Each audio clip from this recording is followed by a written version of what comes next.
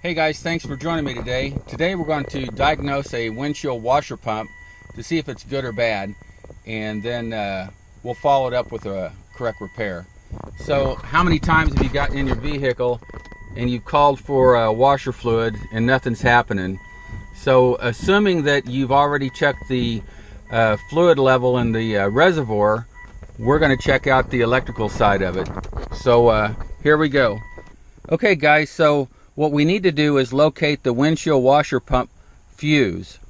So a lot of cars have 2 or 3 areas, maybe even more, where there's fuses hidden. I happen to know this Volvo S80 has a fuse rack over here, which is silly to me. All fuses ought to be on one panel. And when I look on here the washer pump is not on that one. So let's move up to the engine compartment. Okay, so we're at the engine compartment here, and we see a box here that's labeled fuses, and there's your positive battery cables. Here's your fuses here. You got some relays.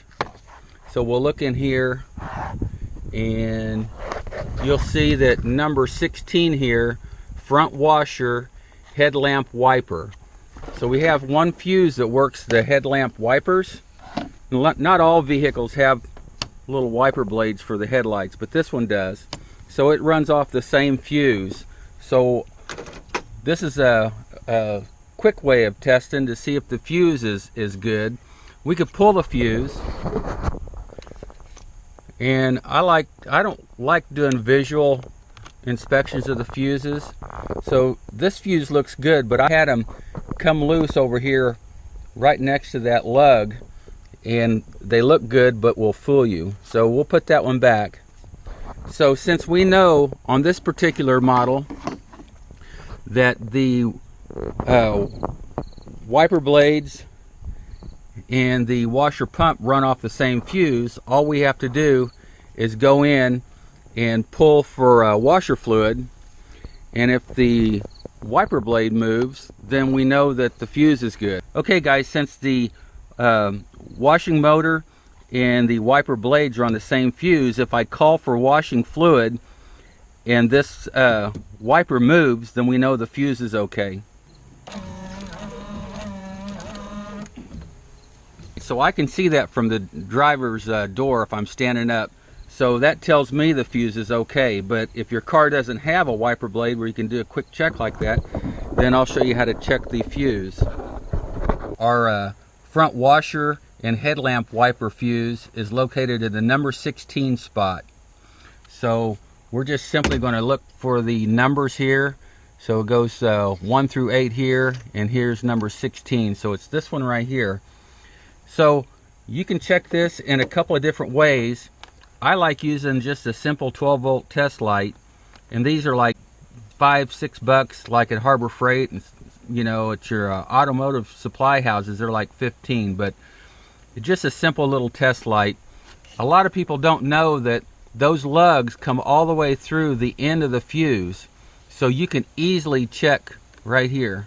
So I can tell that this side of the fuse has power, and all we have to do is check the other side, and it'll come on, and it shows that it's good too. So we know that this fuse has continuity between it, and that's all you have to do.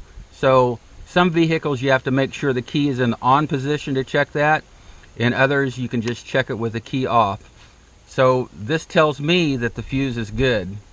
Now if you have a voltmeter, you would just set your voltmeter to DC volts, and then you would check one side, and we have 12.1 volts. Check the other side, it should be identical.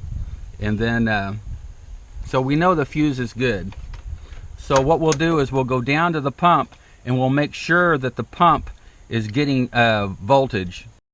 Alright, first thing we got to do actually is to find the pump.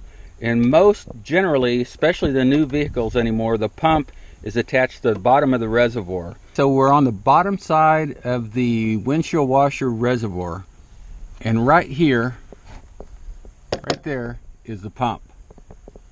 Alright guys, hopefully you can see everything.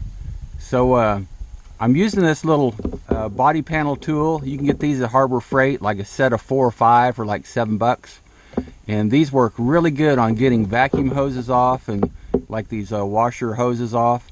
So I'm just going to get that on the side and loosen it up and get that off like so. And then also this pump, I should be able to grab it and pull it down and pull it out just like that. Now we have the electrical connector on top, and we'll get that off.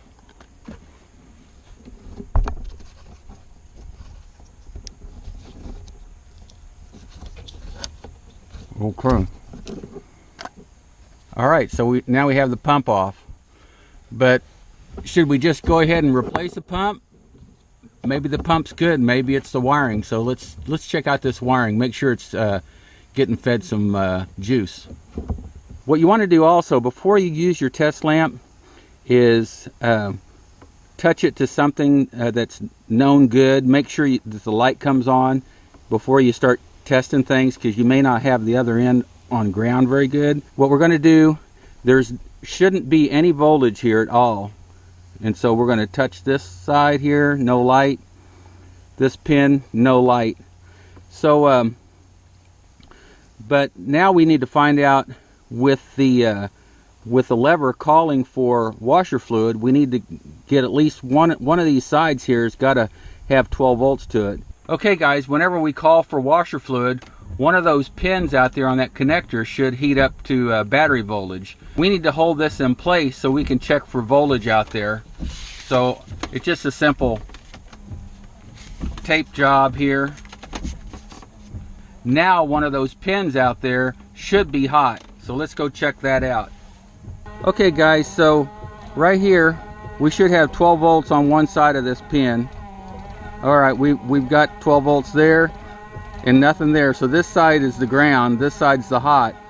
So chances are that the pump is just bad, but we've checked everything out. We've checked the fluid, we've checked the fuse, now we got power here.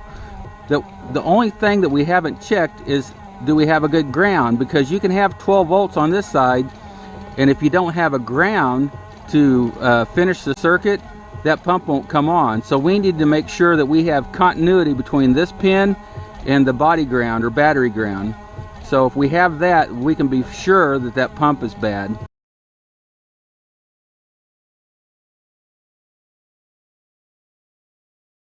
Okay guys, so I've set up my meter here for continuity. It's just a simple continuity check.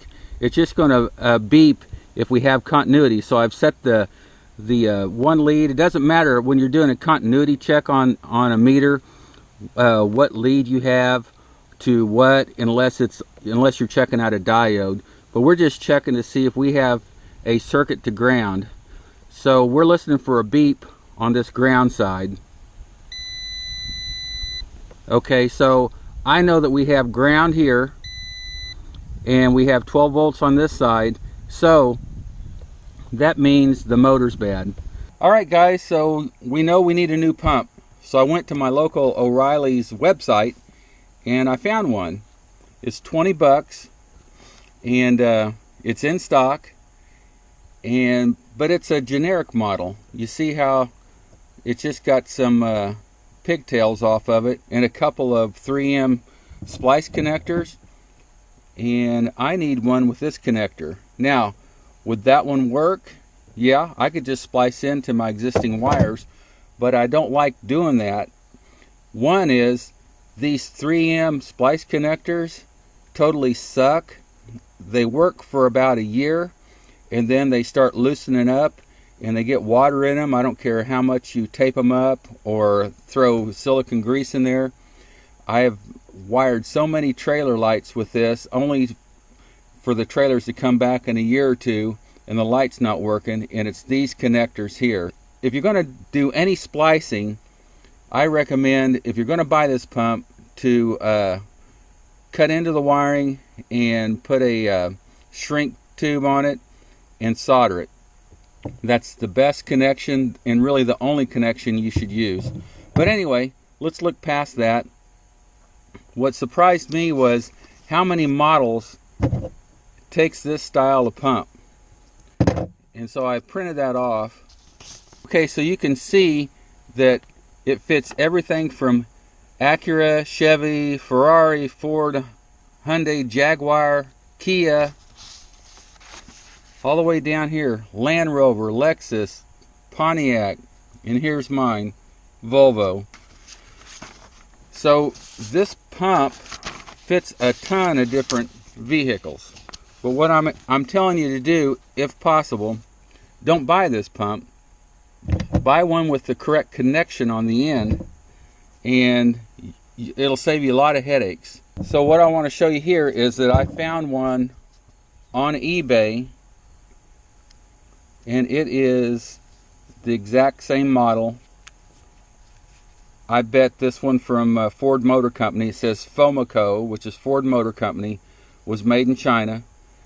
Obviously this one's made in China. It's a no name, but what I like about it is it has the correct connectors in it. So when you look for your pump online, make sure that you get a good visual on the connector, because there's a bunch of them they sell online, but the connectors are different. I'll leave a link down below if you need this style, and if you don't, you can use that link to find the correct style you want. But anyway, they're identical in virtually every way. This pump from Volvo is about $85.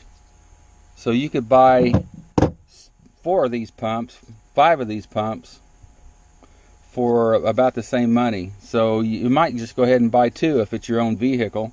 Just put one in the glove box.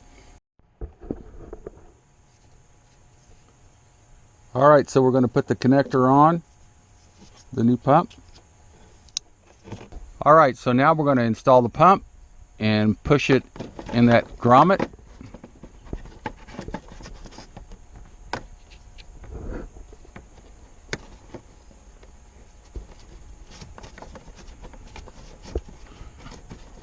Like so. And then we'll connect up the hose. Alright, so now we're installed. Now let's put some fluid in it and see if she pumps. I'm just going to put a little bit of fluid in there, just in case something goes wrong and it doesn't pump. I don't waste all my fluid. Alright guys, so we're going to see if all of our hard work paid off. Key in the on position, call for fluid, and there we have it. Nice. Alright guys, so thanks for watching all my videos. Please like and subscribe, and hope it helped you out. Till next time, see ya. Bye.